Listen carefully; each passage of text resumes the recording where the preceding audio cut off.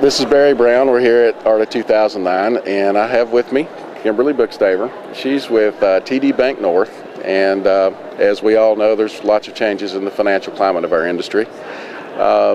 Kimberly, could you kind of tell us what's changing and kind of give us a picture of where your bank is right now? Well, I think once the securitization market blew up and the liquidity crisis came in, a lot of banks took a hold pattern and took a look at what they had. And I know that right now at TD, that's what we're doing. We have a portfolio, we're supporting our existing customers, but we're taking a step back to look at what we have and the underwriting criteria that we're using to make sure it really fits today's market. And I think we're going to see a change in that overall, but I don't necessarily think that it's unexpected or a negative. You're probably going to see a reduction in advance rates, maybe 80-85%, and FICO scores are going to be key.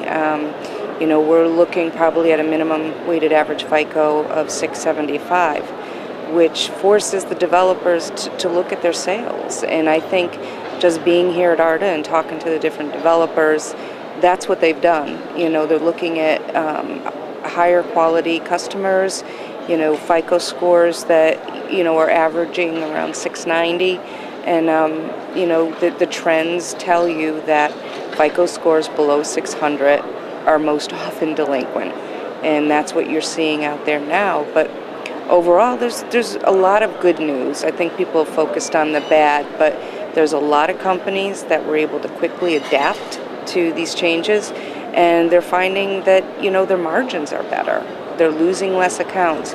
So we're looking at that and making the pitch to our management that there as in any industry, there's going to be some bad and some good. There's going to be a cleansing of the industry, but overall I think there's plenty of developers that are doing it right, and it's helping them. In the end, it's a new way of doing business, but I think it's going to be a healthier business model versus what was in place before. Are we close enough to the corner yet where we can say things are going to change, they're starting to change already, or are we going to be waiting a while to see these things come around? What's your opinion there?